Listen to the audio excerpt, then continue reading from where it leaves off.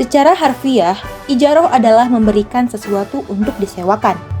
Dalam keuangan Islam, hal ini mengacu pada kontrak yang mengikat secara hukum, di mana pemilik sesuatu yang memiliki nilai mengalihkan hasilnya kepada pihak lain untuk jangka waktu yang telah ditentukan, dengan imbalan pertimbangan yang disepakati. Berdasarkan konsep ini, nasabah lembaga keuangan syariah dapat menggunakan aset atau peralatan yang dimiliki oleh bank syariah dengan jangka waktu dan harga yang tetap. Subjeknya bisa berupa mobil, rumah, rencana, atau otomatisasi kantor. Apa itu hasil? Itu adalah hak untuk menikmati penggunaan dan keuntungan dari milik orang lain. Subjek pemberian hasil dapat dibagi menjadi dua jenis. Pertama, tenaga kerja, ijarah al-a'mal. Hasil yang mendasari adalah layanan dan keahlian individu. Contohnya adalah jasa insinyur dan tukang kayu. Hal ini setara dengan kontrak kerja. 2. Sewa harta, ijarah al-ain. Seseorang mentransfer hasil dari asetnya kepada orang lain sebagai ganti sewa yang disepakati. Contohnya adalah rumah, mesin, dan kendaraan. Hal ini seperti kontrak sewa dalam operasi konvensional. Penyewa memberi bantuan jasa terhadap sewa yang diketahui hasil penggunaannya. Masa sewa yang dialihkan harus ditentukan dengan jelas pada saat kontrak. Aset diberikan kepada penyewa atas dasar kepercayaan, sehingga harus digunakan hanya untuk tujuan yang telah ditentukan dalam perjanjian. Setelah masa sewa berakhir, pihak yang menyewakan dapat memberi aset tersebut kepada penyewa sebagai hadiah atau dapat menjualnya tergantung kehendaknya. Seorang nasabah mendatangi bank dengan permintaan pembiayaan ijarah. Bank membeli barang yang diperlukan untuk sewa dan menerima hak milik dari vendor. Bank memberi aset kepada pelanggan, sebagai imbalannya, pelanggan melakukan pembayaran berkala sesuai kontrak, dan pada akhir kontrak, kepemilikan aset berpindah ke pelanggan, sesuai dengan metode syariah yang ditetapkan dalam perjanjian. Jenis leasing. 1. Sewa operasi. Perjanjian sewa di mana aset sewaan tetap menjadi milik penyewa dan kembali kepada pemilik setelah masa sewa. 2. Pembelian tinggi, suatu perjanjian di mana penyewa menyewa suatu barang dalam jangka waktu tertentu dengan membayar angsuran pada akhir perjanjian. Barang tersebut dialihkan kepada penyewa jika semua angsuran dibayar tanpa ada akad tambahan karena itu tidak diperbolehkan menurut syariah. 3. Sewa keuangan. Dalam sewa pembiayaan konvensional, opsi tawar-menawar pembelian merupakan bagian integral dari perjanjian sewa. Opsi tawar-menawar pembelian mengikat penyewa untuk mentransfer aset sewa kepada pemilik sewa kapanpun bahkan sebelum jatuh tempo perjanjian sewa. Hal ini tidak diperbolehkan dalam syariah karena alasan berikut. Pertama, pemilik tidak bertanggung jawab atas aset tersebut. Kedua, transaksi tersebut terikat dengan transaksi lain. Jenis-jenisnya didasarkan pada metode di mana kepemilikan dialihkan. 1. Tanpa pertimbangan melalui hadiah. 2. Pertimbangan token melalui akta jual beli untuk harga yang ditentukan dalam sewa melalui akta jual beli. Untuk jumlah sisanya jika sewa diakhiri lebih awal melalui akta jual beli. 3. Transfer bertahap melalui akad musyarakah yang semakin berkurang. Dalam jenis ijarah ini, pada akhir masa sewa ketika semua angsuran sewa dibayar, pemilik dapat menandatangani janji terpisah untuk memberi aset sewaan kepada penyewa.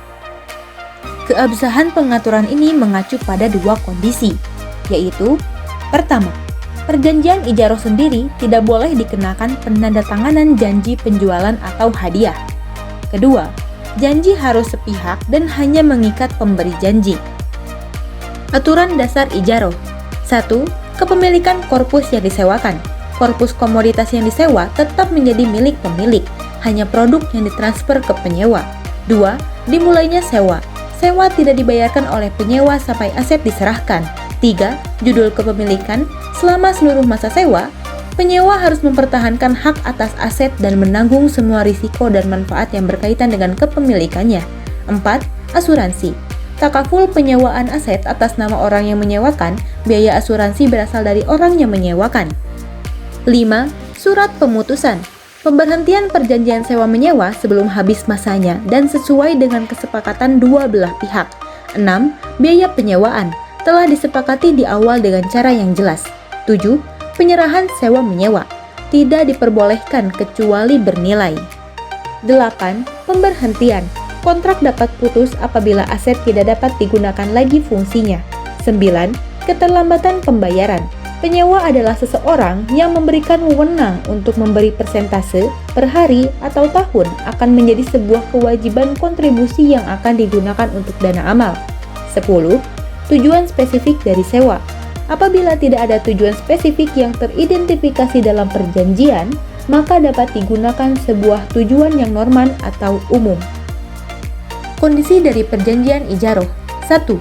Tanggung jawab orang yang menyewakan. Bertanggung jawab dan mengasumsikan risiko penuh dari perusahaan, membayar penuh biaya pembelanjaan, dan menanggung biaya pajak dan ongkos. 2. Tanggung jawab penyewa. Bertanggung jawab atas kerusakan aset yang disebabkan oleh penyalahgunaan atau kelalaian, dan bertanggung jawab atas biaya pajak aset yang digunakan oleh penyewa. 3. Penetapan penyewaan. Pertama, penyewaan harus ditetapkan sesuai waktu kontrak.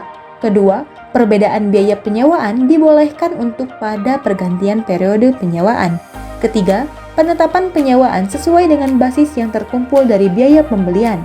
Keempat, peningkatan biaya sewa tidak diperbolehkan untuk meningkatkannya dan perjanjian apapun tidak sah.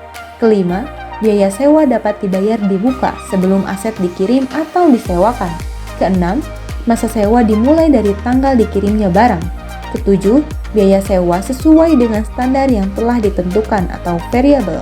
Kedelapan, penyewaan di muka dapat dibayar sesuai dengan kesepakatan bersama. Dan terakhir, sewa yang mengambang atau tidak jelas pada periode pertama dari ijaroh harus terspesifikasi. 4. Pemberhentian penyewaan. Melanggar perjanjian, merusak aset, penyewa meninggal dunia. 5. Pergantian sewa. Penyewa aset dapat digunakan secara berbeda oleh pengguna yang beda dengan izin dari orang yang menyewakan. Perbedaan murabahah dan leasing. Murabahah tidak dapat ditransaksi pada tanggal yang akan mendatang. Penjualan akan dilakukan setelah menerima kiriman dari pemasok. Penjual tidak perlu menanggung beban apabila berisiko. Leasing adalah hal yang diperbolehkan dalam sewa-menyewa. Aset tetap menjadi milik orang yang menyewakan dan bertanggung jawab atas risiko apabila terjadi pelanggaran selama periode penyewaan. Perbedaan ijaroh dan leasing keuangan. Ijaroh. 1. Dapat dibayar setelah pengiriman aset penyewaan. 2. Apabila telat membayar, maka akan diberikan sanksi. 3. Uang muka dapat dikembalikan ke penyewa. 4. Aset yang disewakan tidak termasuk ke dalam perjanjian sewa-menyewa. 5. Aset ditanggung-jawabi oleh pemilik aset atau orang yang menyewakan. Leasing keuangan. 1. Dapat dibayar setelah sehari penentuan harga yang harus dibayar. 2. Pendapatan atau pemasukan menjadi milik orang yang menyewakan. 3. Uang muka tidak dapat dikembalikan. 4. Sesuai dengan bagian keuangan yang telah disepakati dalam perjanjian. 5. Ditanggung-jawabi oleh penyewa.